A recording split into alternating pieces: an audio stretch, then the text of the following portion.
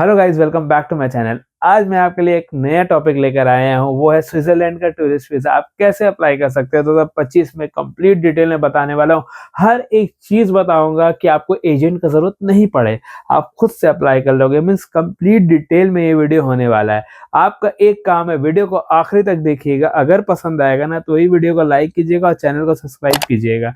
चलिए स्टार्ट करते हैं। सबसे पहला झमेला है वो है डॉक्यूमेंट का, वो मैं सॉल्व कर देता हूँ। ये आपको स्क्रीन पे आ रही होगी, देख लीजिए। यही सब डॉक्यूमेंट आपको लगने वाला है।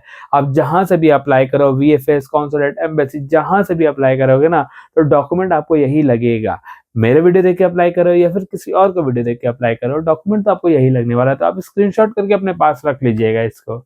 आप जान गए डॉक्यूमेंट क्या लगने वाला है। अब मैं आपको बताऊंगा कि फॉर्म कैसे फिल करेंगे, हर एक चीज बताने वाला हूँ।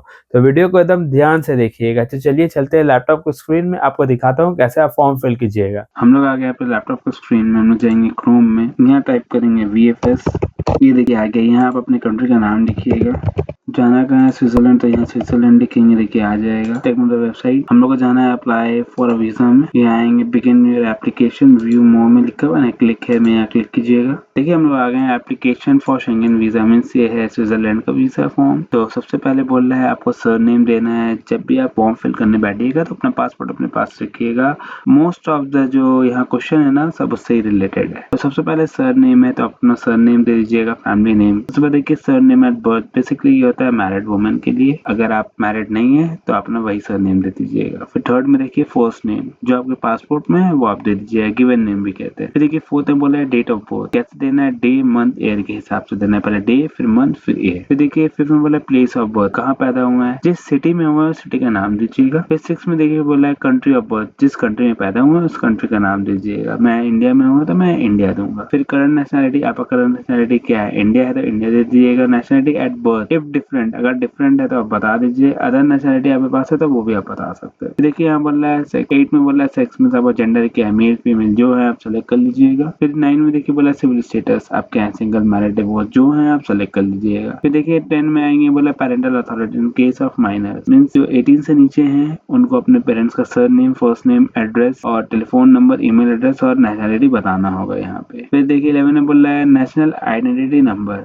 वेर एप्लीकेबल है, यहाँ पे आपको अपना आधार कार्ड नंबर देना है अगर देना चाहते हैं तो, पर मैं कहूंगा आप दे दीजिएगा। देखिए 12 में बोल रहा है टाइप ऑफ ट्रैवल डॉक्यूमेंट, आपका पासपोर्ट किस तरीके का है। बेसिकली मोस्ट ऑफ देम को ऑर्डिनरी होता है तो ऑर्डिनरी में सेलेक्ट कीजिएगा। देखिए 13 में बोल रहा है नंबर ऑफ ट्रैवल डॉक्यूमेंट, यहाँ आपको अपने पासपोर्ट का नंबर देना है। देखिए 14 में बोला है डेट ऑफ इशू, तो अपना मीन्स डेट ऑफ इशू दे दीजिएगा। पासपोर्ट में जो फ्रंट पेज होता है जहाँ आपका फोटो लगा रहता है वहीं पे देखिएगा आपका डेट ऑफ इशू और वैलिड अंटिल दोनों साथ में लिखा रहता है, दोनों आप दे दीजिएगा। ठीक है, डेट ऑफ इशू और वैलिड अंटिल दोनों आपको मिल जाएगा अगल बगल। फिर इशू बाय, किस कंट्री में इशू हुआ है, जैसे मेरा इंडिया में हुआ है तो मैं इंडिया लिखूंगा। देखिए बोल रहा है personal data of family member who is an EU। देखिए 17 और 18 को सही से सुनिएगा। ठीक है, 17 और 18 में कहा जाता है कि अगर आपका कोई फैमिली मेंबर या फिर कोई रिलेशन है EU में तो आप उसका surname, first name, date of birth, nationality और ट्रैवल नंबर, डॉक्यूमेंट जो ID नंबर, कार्ड नंबर है वो आप बता सकते हैं। अगर आपका कोई नहीं है EU में, कोई भी नहीं है, अगर आप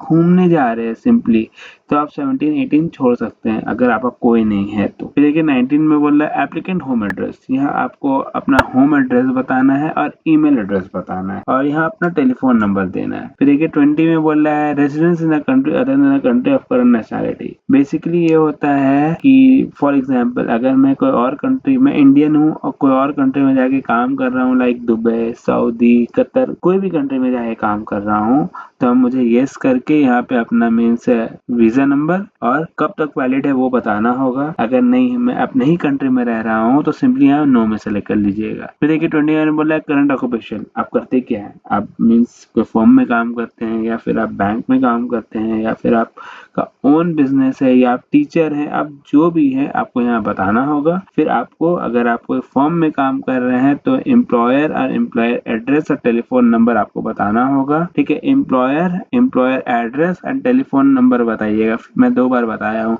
अगर आप स्टूडेंट है, करंट ऑक्यूपेशन में अगर आप स्टूडेंट हैं तो स्टूडेंट लिखिएगा। तो आपको अपने कॉलेज का या फिर स्कूल का नेम और एड्रेस बताना होगा, ठीक है। फिर देखिए 23 में बोला पर्पस ऑफ योर जर्नी, आप क्यों जाना चाहते हैं, तो यहाँ आप टूरिज्म में सेलेक्ट कर लीजिएगा। देखिए यहाँ बोला additional information on purpose of stay, यहाँ आप टूरिज्म लिख सकते हैं 24 में, या फिर आप शॉर्ट स्टे बता सकते हैं। फिर देखिए 25 में बोला है member state of main destination, आपका मेन डेस्टिनेशन कौन सा है, तो अगर आपका स्विट्जरलैंड है तो आप स्विट्जरलैंड दे सकते हैं, ठीक है। और यहाँ देखिए 26 में बोला है member state of first entry, अगर आप स्विट्जरलैंड का फॉर्म फिल करें तो आप यहाँ स्विट्जरलैंड ही लिखिएगा।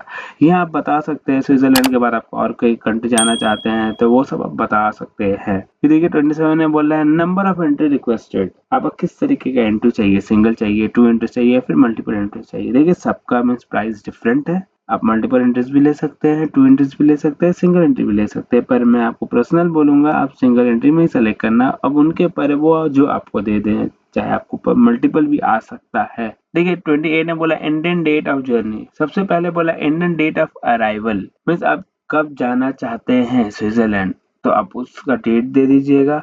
फिर देखिए यहाँ बोल रहा है Indian date of departure from Schengen area, means आप कब डिपार्चर होइएगा शेंगन एरिया से, तो वो आप उसका डेट दे सकते हैं। देखिए Schengen Indian date of arrival में आप आगे पीछे कर सकते हैं, ये नहीं जो डेट आप यहाँ पे दे रहे वही डेट में आप जाइए, आप आगे पीछे कर सकते। फिर देखिए 29 ने बोला fingerprint collected previously for a purpose of applying for Schengen visa, कि आपका फिंगरप्रिंट कभी लिया गया है शेंगन वीजा के लिए, अगर लिया गया है तो यस आपको बताना होगा डेट और वीजा स्टिकर नंबर जो है, अगर नहीं पहली बार है तो सिंपली नो में सेलेक्ट कीजिएगा। फिर देखिए 30 में बोल रहा है entry permit of final country of destination, ये वेर एप्लीकेबल है, छोड़ दीजिएगा। फिर देखिए 31 में बोल रहा है sir name of first name, फिर देखिए 31 में बोला sir name and first name of inviting person, ये बेसिकली है अगर आपको कोई इनवाइट कर रहा है तो आपको उसका मीन्स नाम, एड्रेस, टेलीफोन नंबर बताना होगा। अगर नहीं आपको कोई इनवाइट नहीं कर रहा है तो आपको होटल का नाम और ईमेल एड्रेस और टेलीफोन नंबर बताना होगा। समझ गए होंगे। अगर आपको कोई इनवाइट कर रहा है तो उसका नाम, उसका एड्रेस, ईमेल एड्रेस और टेलीफोन नंबर। अगर आप कोई होटल आप बुक करे जा रहे हैं तो होटल का नाम, एड्रेस, ईमेल एड्रेस और टेलीफोन नंबर। फिर यहाँ देखिए 32 में बोला name of address of inviting company, ये हम लोग को नहीं लगेगा, छोड़ दीजिए, ठीक है। फिर 33 में आ जाएंगे cost of travelling and living during the applicant stay is covered, means जो आप जा रहे हैं कि कौन कवर्ड करेगा। अगर आप खुद से करेंगे तो by the applicant himself and herself में क्लिक कीजिएगा और बता दिए क्या क्या आप लेके जा रहे हैं। कैश लेके जा रहे हैं, क्रेडिट कार्ड लेके जा रहे हैं, प्रीपेड एकोमोडेशन जो हमने होटल बुक कर लिया है, फिर अदर्स में क्लिक करके आप यहाँ पे बता दीजिएगा डेबिट कार्ड और ट्रैवल इंश्योरेंस, 2 चीज, ठीक है।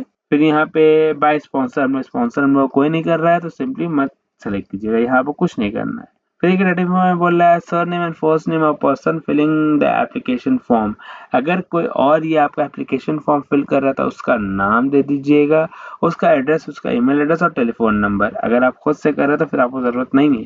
फिर नीचे आएंगे, यहाँ बोल रहा है भैया थोड़ा पढ़ लीजिएगा अवेयर कि अगर आपका वीज़ा रिफ्यूज हो गया तो आपको पैसा नहीं मिलेगा, पर जैसे मैं आपको बताया हूँ उस तरीके से आप कीजिएगा तो वीज़ा आपका रिजेक्ट नहीं होगा। तो यहाँ फिर लास्ट है सबसे पहले place and date, for example मैं कोलकाता से कर रहा हूँ तो यहाँ मैं कोलकाता लिखूंगा और आज का डेट दे दूंगा, फिर अपना सिग्नेचर कर दूंगा, और ऐसे ही आप स्विट्जरलैंड का फॉर्म फिल कर सकते हैं। होप आप इतने दूर पहुंचे हैं या आप अप्लाई कर दिए होंगे या आप जाने कैसे आपको अप्लाई करना है स्विट्जरलैंड का टूरिस्ट वीजा। अब हम लोग बात करेंगे ना कि ये फॉर्म हम लोग आखिर सबमिट कहाँ करेंगे। बहुत लोग का ये क्वेश्चन होता है सर सबमिट कहाँ करना है फॉर्म। देखिए आप 3 जगह सबमिट कर सकते हैं, या आप वीएफएस में कर सकते हैं, या आप कॉन्सुलेट में कर सकते हैं, या आप एम्बेसी में कर सकते हैं। यही 3 जगह है जो आप ये फॉर्म सबमिट कीजिएगा। तो आप जान गए सबमिट भी कहाँ करना है। अब बात आता है कि फीस कितना है। देखिए फीस अडल्ट के लिए है 90 यूरोस, और जो 6 से 12 साल हैं उनके लिए 45 यूरोस, और जो 6 साल से कम है उनका 1 रुपया नहीं लगने वाला। तो फीस में भी आप क्लियर हो गए हैं, आपको हर एक चीज़ मालूम हो गया यहाँ पर अब कि डॉक्यूमेंट क्या रिक्वायर्ड है, फॉर्म कैसे फिल करना है, फिर कहाँ सबमिट करना है, फीस कितना है, हर एक चीज़ मालूम हो गया। अब जो आता है वो है बहुत इंपॉर्टेंट डॉक्यूमेंट। 2 डॉक्यूमेंट है जो आपको लगने वाला है, अगर आपका सही नहीं रहा ना तो वीज़ा रिजेक्ट होने का हाई चांसेस हो जाता है। तो ये आपको सही करना है। सबसे पहला है आपका कवर लेटर और आइटिनरी। अगर ये सही नहीं रहा ना, तो आपका वीज़ा रिजेक्ट होने का हाई चांसेस हो जाता है। तो इसके लिए भी आपको टेंशन नहीं लेना है, आपको किसी के पास नहीं जाना है। लिंक डिस्क्रिप्शन में मैं वीडियो बनाया हूँ, बहुत ईज़ी और बहुत सिंपल वे में बताया हूँ। जाके चेकआउट कीजिए, 2 मिनट के अंदर में आप कवर लेटर और आइटिनरी बना लीजिएगा। इतना ईज़ी और इतना सिंपल वे में बताया हूँ, आपको किसी को पैसा देने का ज़रूरत नहीं पड़ेगा इसके लिए। आप फ्री ऑफ कॉस्ट अपना कवर लेटर और आइटिनरी बना लीजिएगा। बस आपको क्या करना है, जगह और डेट चेंज करना है, आपका कवर लेटर और आइटिनरी बन के तैयार, वो भी फ्री ऑफ कॉस्ट में। मैं आपके लिए हर एक चीज़ बना दिया हूँ। सेकंड जो है वो है आपका डमी टिकट। डमी टिकट के लिए भी टेंशन नहीं लेना है आपको, उसके ऊपर में ये वीडियो है, लिंक डिस्क्रिप्शन में जाके बस आपको चेकआउट करना है। 6 लेजिट वेबसाइट से बताया हूँ, सस्ते में आपको डमी टिकट मिल जाएगा। तो दोनों का टेंशन क्लियर, हर एक चीज़ का मैं आपका टेंशन क्लियर कर दूँगा। अगर आप ये वीडियो आखिर तक देख लिए हैं तो आपको सब कुछ मालूम हो गया है। अब किसी का ज़रूरत आपको नहीं है, आप खुद से फॉर्म फिल कीजिएगा। बहुत लोग मुझे कहते हैं सर मेरा फॉर्म फिल कर दीजिए। देखिए, मैं ये वीडियो बनाता हूँ आप लोग के लिए, क्योंकि आपको किसी को पैसा देने का ज़रूरत नहीं पड़े। बहुत लोग 10-10 हज़ार, 12-12 हज़ार दे देते हैं फॉर्म फिल करने में, आता है, नहीं आता है, उन लोग एजेंट का टेंशन नहीं रहता है। ये आपके ऊपर होता है पूरा, ठीक है? तो मैं इसीलिए आप लोग के लिए वीडियो बना रहा हूँ कि आप खुद से देख कर के अप्लाई करें। हर एक चीज़ आपको बता दिया हूँ। होप आपको ये वीडियो पसंद आया हो। अगर पसंद आया हो ना, तो अपने भाई को सपोर्ट कीजिए। मेरे चैनल को सब्सक्राइब कीजिए। अगर वीडियो अच्छा लगे तो लाइक कीजिए। अब मुझे दीजिए इजाज़त, दुआ में याद रखिएगा। तब तक के लिए अल्लाह हाफ़िज़, अस्सलाम वालेकुम।